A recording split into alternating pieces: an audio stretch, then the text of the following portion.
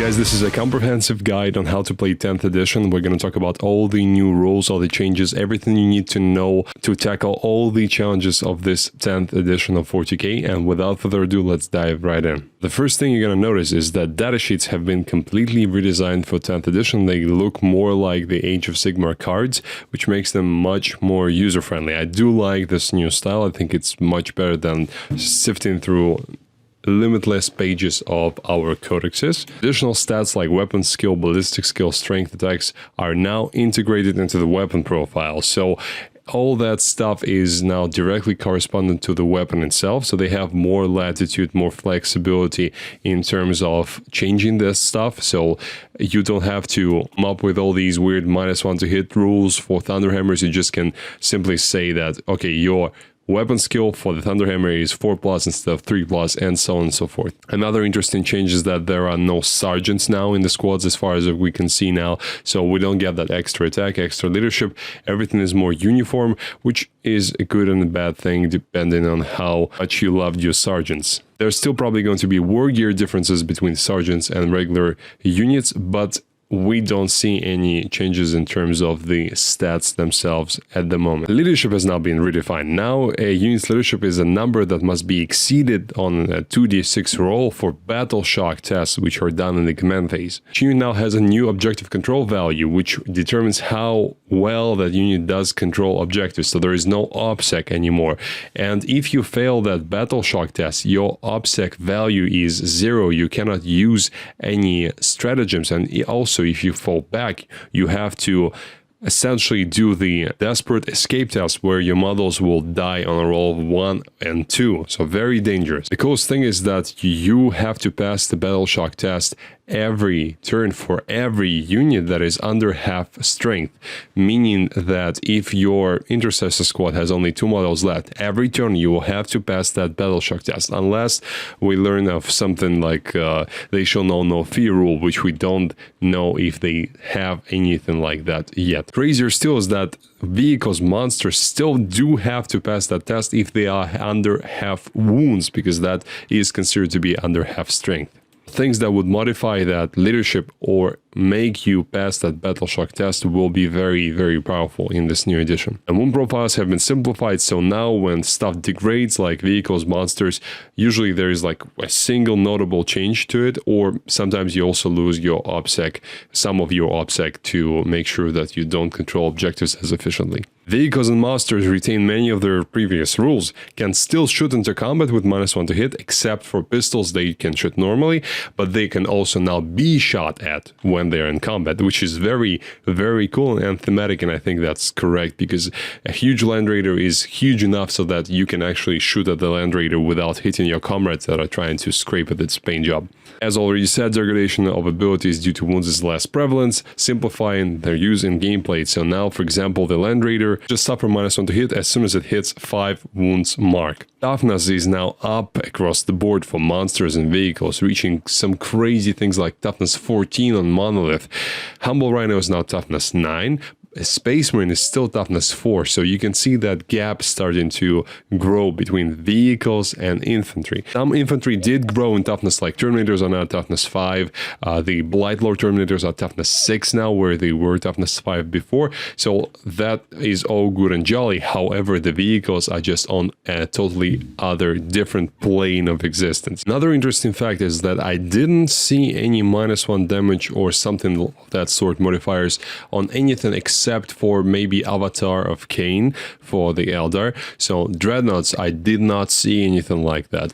The Carnifexes as well, I don't see -1 damage there. So it seems that the lethality of guns has gone down slightly. The AP characteristics of weapons like plasma, lascans, everything seems to have gone down a point, and also the -1 damage characteristic is also gone from most of the units that had it. All of that suggests that the vehicles are going to be much tougher in the 10th edition, and that you probably should start painting more vehicles, especially vehicles of like Land Raider style, because I think they're going to probably downgrade the dreadnoughts from the best thing ever to something average-ish, whereas things like repulsors, Land Raiders, and stuff like that actually did not see much play in 9th edition is going to be much more powerful and popular. That's how they usually do it. They just want to sell more models,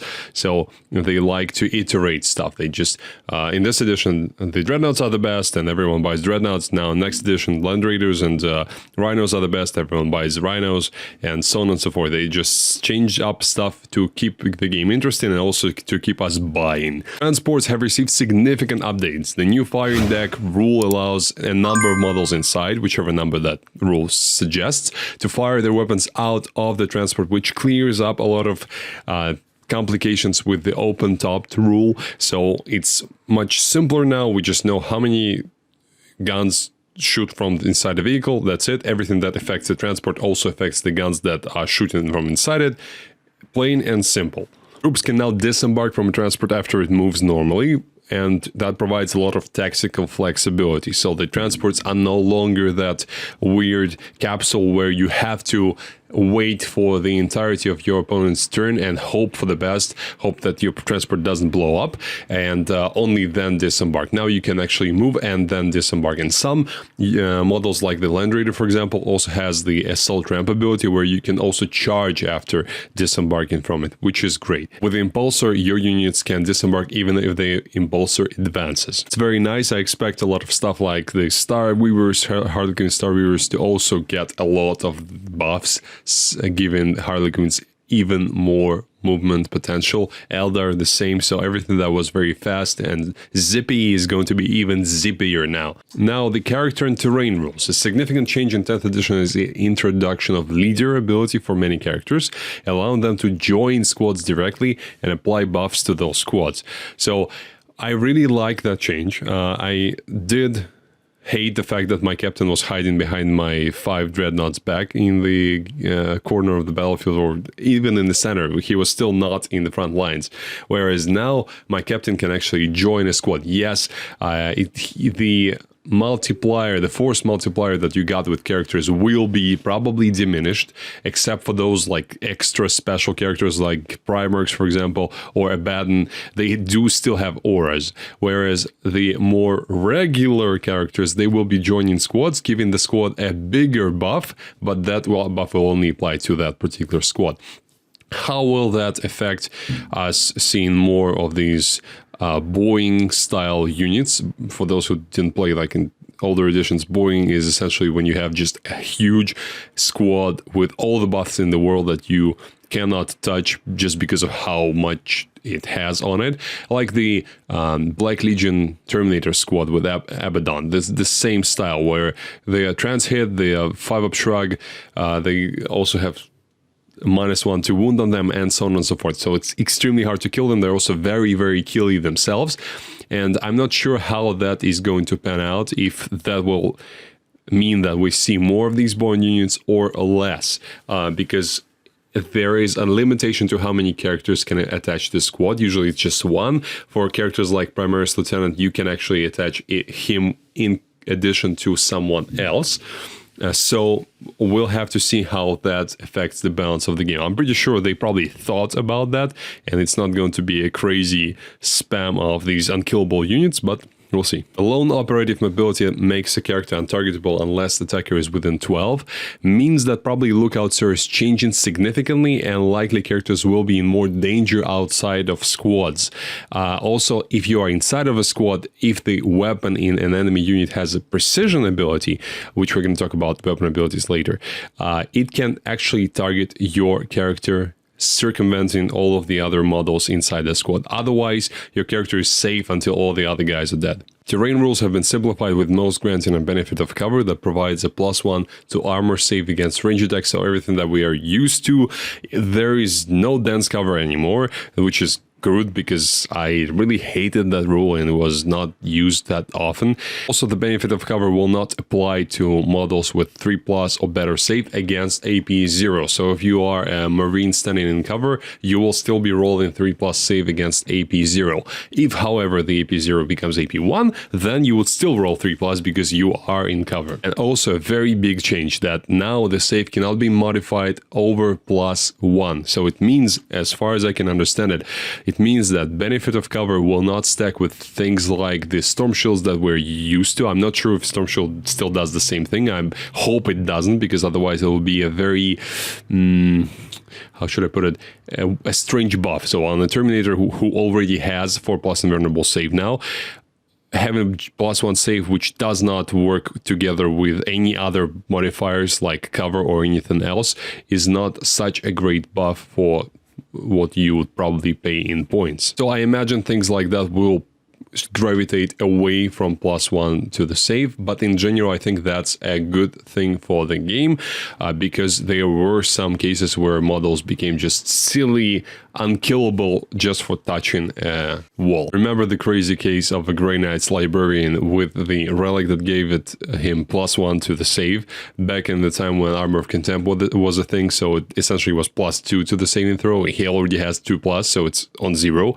In cover it's -1, and with Armored Resilience Psychic Power, which he can cast on himself, it's -2 in cover. So it means that he would be rolling 4+ save against AP 4 gun, shooting him in the face. That is kind of crazy. I'm not sure that Terminator receiving just 1 extra point of armor save in cover is weird or breaking a game in any way, because Terminator inside a building is harder to kill than a Terminator on the open ground. That is true in my opinion. So we'll see how the balance of the game is going to change, what happens with stuff like Storm Shields, and that is all very, very interesting. Debris now has a more significant impact on gameplay, granting cover by abstracting visibility. So if you're not fully visible to the attacking unit, you're getting benefit of cover. Firing down from a ruin now gives you extra AP to your guns, so they are incentivizing us to actually use terrain and man the buildings, which is interesting. I did not expect to see that. Now the abilities and weapon rules. So there are just a few universal special rules, as they are now called. So anything that is just in this bold font, that is a universal special rule, something that applies across the board, and it has the same name for everything, like the Feel No Pain rule, for example, or Scout's X, which means that you can move X in amount of inches after deployment. Deadly Demise, another universal special rule. So it's essentially an explosion, which it will be either a D6 or D3, depending on what explodes. Torrent is now auto hit for flamers. Essentially, they're just saving up space on the cards and giving one single name to everything that has a similar meaning. It does not really change the game from the balance or rules standpoint. It just gives a more streamlined look to the cards. I'm not sure though that it's a very, very good thing, because now, for example, look at this Gene Stealer card. It looks kind of empty to me. We have a lot of empty space in the lower left corner, and I'm not sure if that is good. I'm really looking forward to seeing the full data sheets when they come out, because I want to know how much of that flavor,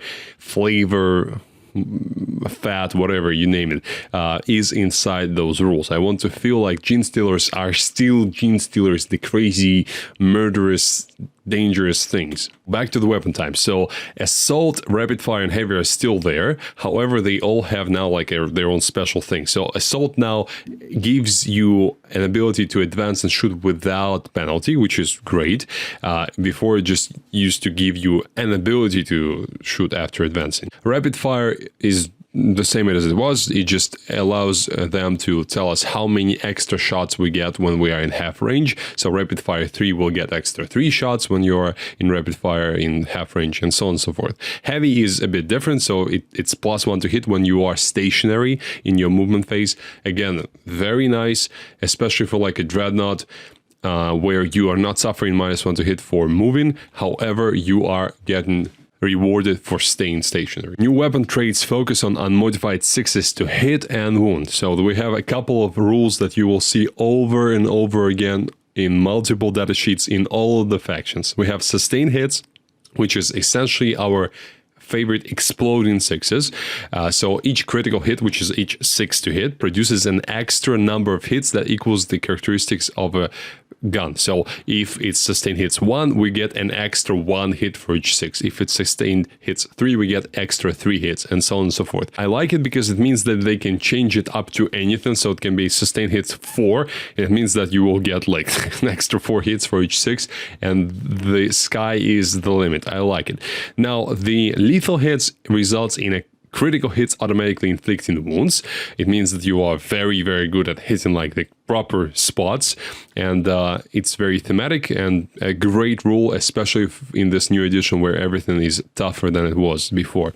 And devastating wounds ensures that each critical wound deals a number of mortal wounds equal to the weapon's damage characteristic instead of its original damage. So if you have rolled a 6 to wound with a weapon that has a devastating wounds ability, that 6 to wound will automatically convert into mortal wounds. So if the damage characteristic of a gun was 2, there will be 2 mortal wounds on the target and the attack sequence will end. There are some other weapon abilities like Psychic, for example, which is still not explained really. Even in the leaked rules, there is no indication of what Psychic means.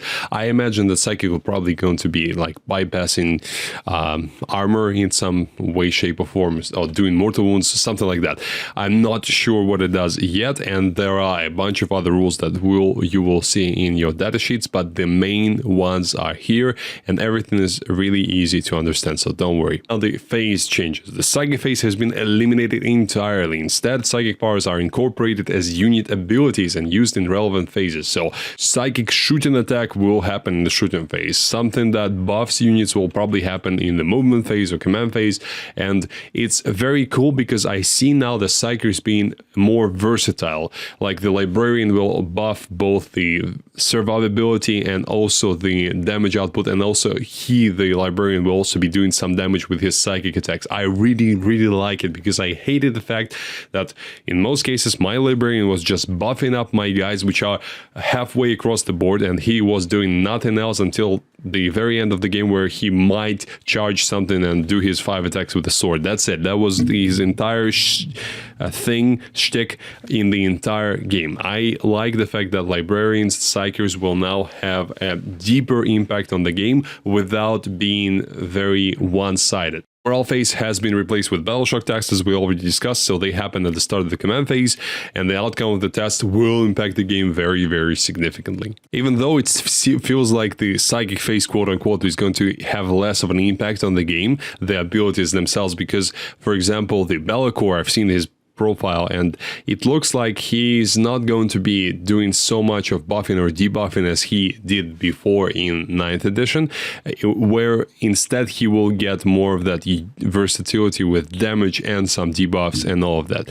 So the impact is still there, it's just more spread out, less protruding, so to speak. I think that all is very good for like armies like Grey Knights or Thousand Suns, where you used to have one sorcerer which is the smite guy, one sorcerer which is the buff up guy like teleport, and he will do 4-up invulnerable save power, and that's his thing for the entire game. I like the fact that now Exalted Sorcerers will probably be buffing up units and also doing some damage, and that is very good, and I think it's going to keep our brains as Grey Knights or Thousand Suns players, our brains are going to be safer. In 9th edition, they were just toasted at the end of 3rd battle round. The only thing I'm worried about now is, because we're not gonna get probably that list of psychic powers which we can take for any of our Psychers, it means that we will sometimes have to just buy and build and paint a particular Psyker for his particular buff, instead of using, for example, a regular Primaris Librarian, right? And I can take with him any powers that Ultramarines, Space Marines can have.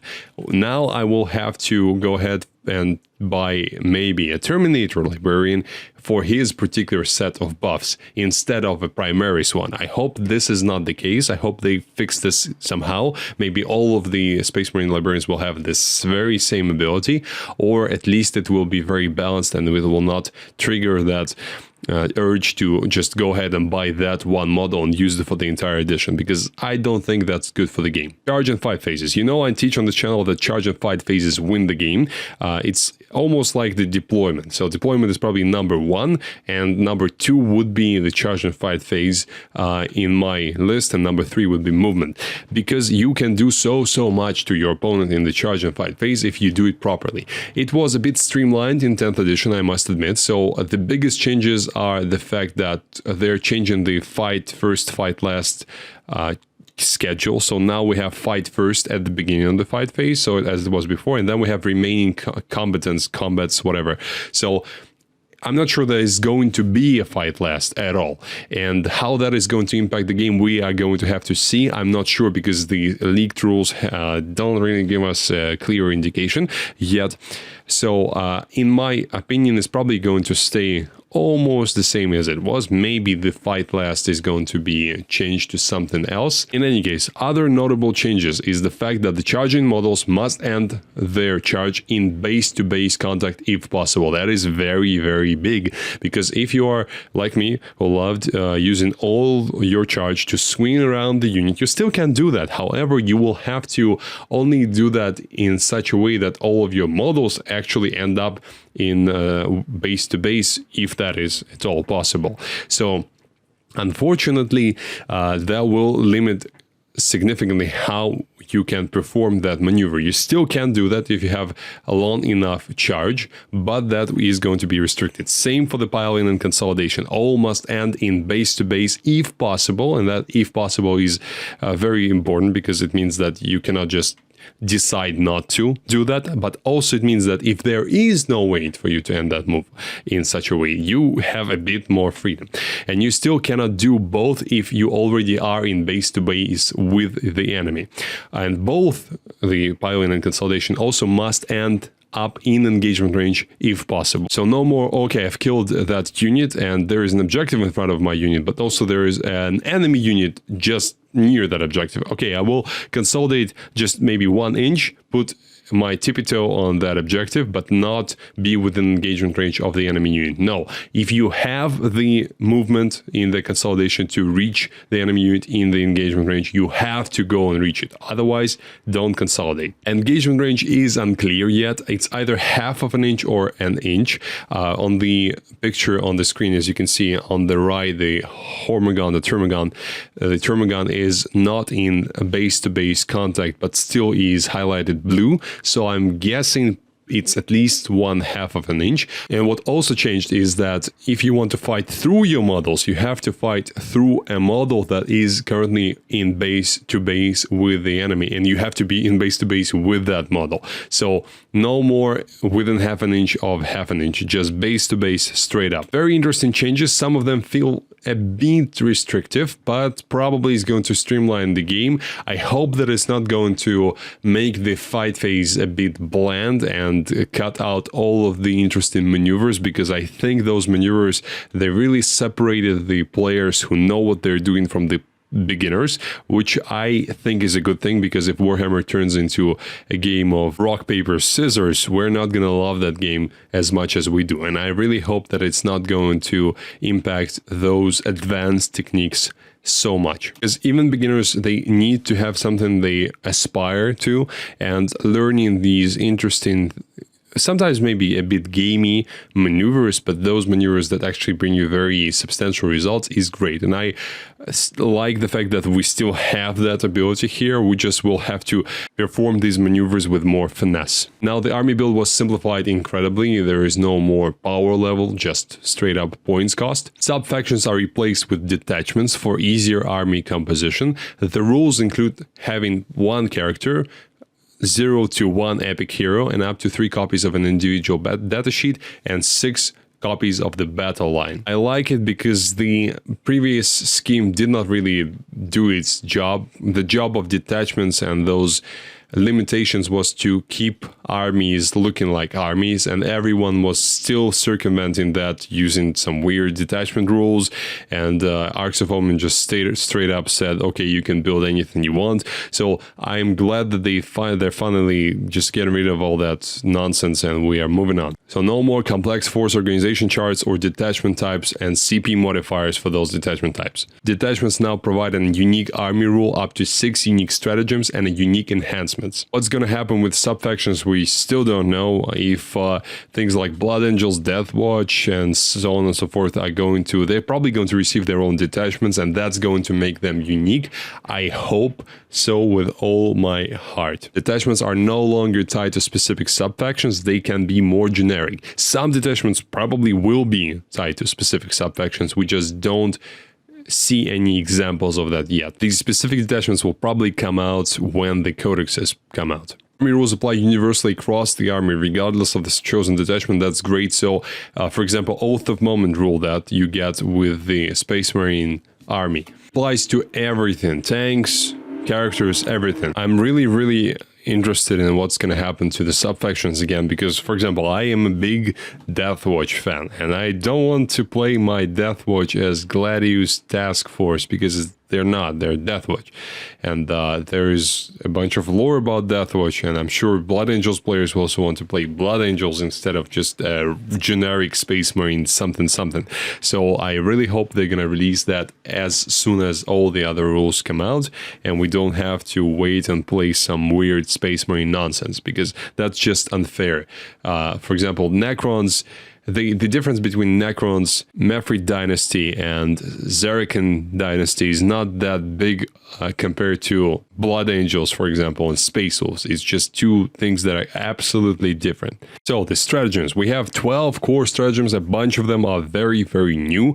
The command points generation appears to be low in the new edition, and that's why we only see 1 command point or 2 command point costs for the strats. It seems also that we're still limited to just 1 command point per battle round, so no crazy CP farms. However, the rules that allow your unit to use a stratagem for free, they kinda circumvent that limitation, and we see quite a lot of them in datasheets. Now let's quickly run through the new ones. So first, Epic Challenge, 1 command point, Epic Deed Strat.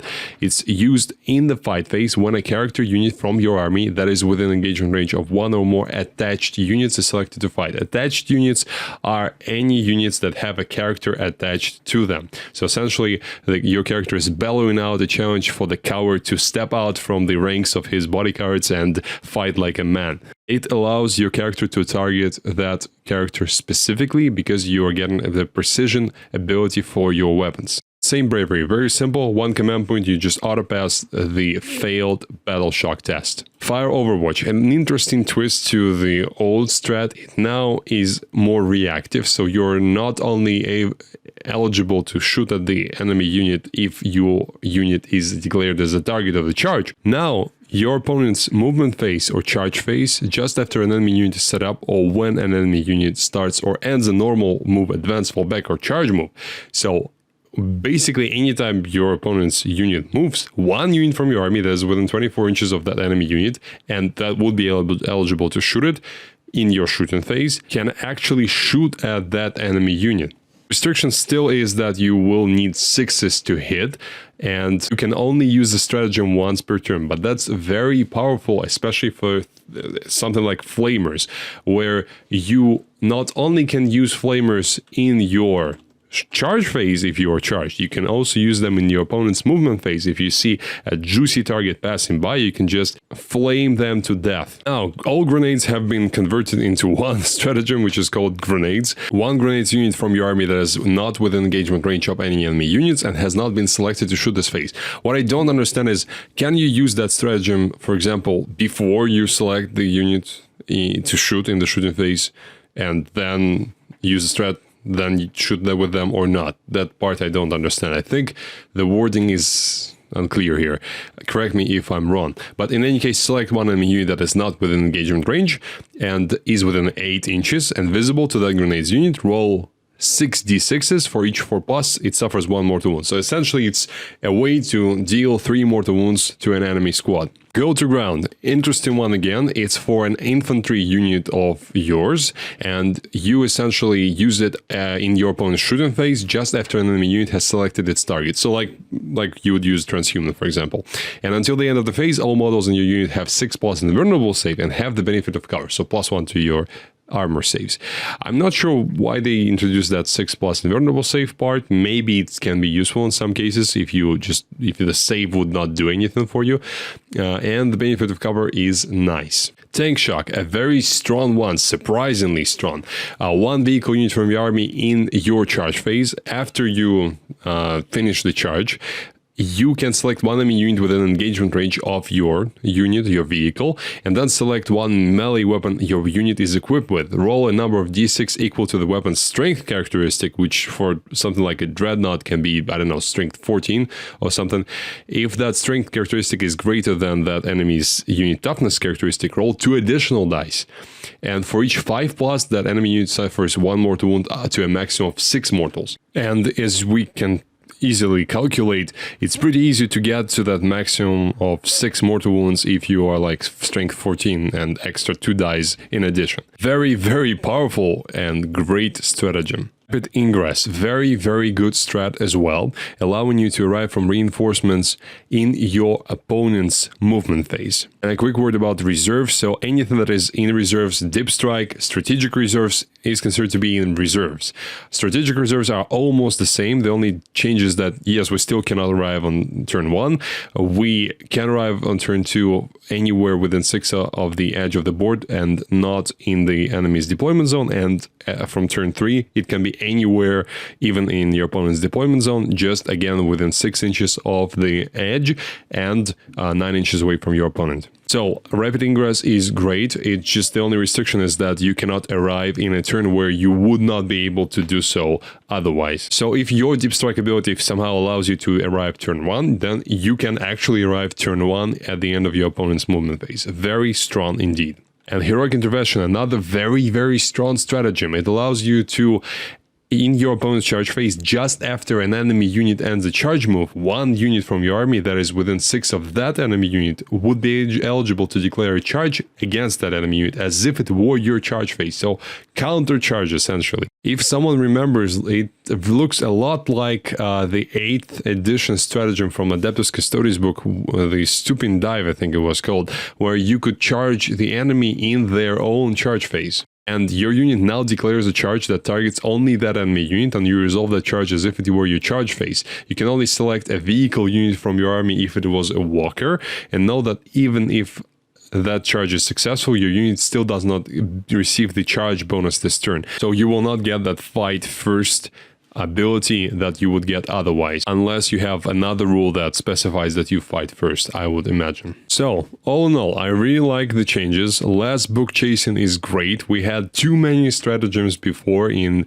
9th edition. Most of them were useless and I did not like it. And I like that these stratagems now seem to be much more impactful, cheaper, but we also have less command points, and that's awesome. And more abilities are also built into the units. As you probably have already noticed, every unit that we looked at has like at least 1 ability on their datasheet that otherwise wasn't there in 9th edition, and it would probably be a stratagem that you would never use and it would just stay in the book and never be remembered. Whereas now, as it's a free thing that you can always use in your games, you will remember it and it will impact the games. Next, playing the game. The new mission structure combines elements from current match play and the Tempest of War mission format. So a lot is still the same. We still have the primary mission where we need to control objectives. It's capped at 50 points, so it's extremely valuable, which is compared to a maximum of 40 points that you can score for the secondary, is significantly more impactful. As you can see from the second image, the mission deck consists of deployment card, where you draw which deployment you're gonna get, which mission rule you're gonna get, which primary mission you're gonna play, and we have 2 decks for the secondary missions. for attacker and for defender. And that's awesome because it means that the attacker and defender will actually mean something more than just who deploys the first unit. And there is also a set of fixed missions that we can select. I think it's 7 secondaries that we can select, that 2 of them are going to stay with us for the entirety of the game. We're going to score for them as we are used to for secondaries. And also there are tactical missions where you draw cards each turn, and if you perform them, then good. If you don't, you can get rid of them. So if you want to play in a Tempest style where you're drawing missions, or for example, against your particular opponent, the secondaries that you have access to are not great, and that's why you want to go for a more flexible and unpredictable way of scoring your secondaries, then you have that option, and I love it. Another great thing is the gambits, and they are essentially a new feature designed as a last-ditch effort to win a game. If it looks like at the end of your 3rd battle round the game is running away from you, you have a chance to turn it in your favor, and here is how. Essentially, you shuffle a deck, take cards, and I think you have an option to select from 2 or 3 of them, and you present it to your opponent, and it means that your ability to score primary ends at that point. However, if you successfully perform the gambit, you get 30 primary points, which is not bad. It's less than the maximum of 50, so your opponent can run away from you with primaries still, and you still have the ability to score secondaries, and as your opponent does as well. But the fact that you can get a chunk of points with a very high risk, high reward kind of a mission is great, and it will mean that players who maybe made a big mistake in the beginning of the game actually have a chance to take back what is theirs, maybe.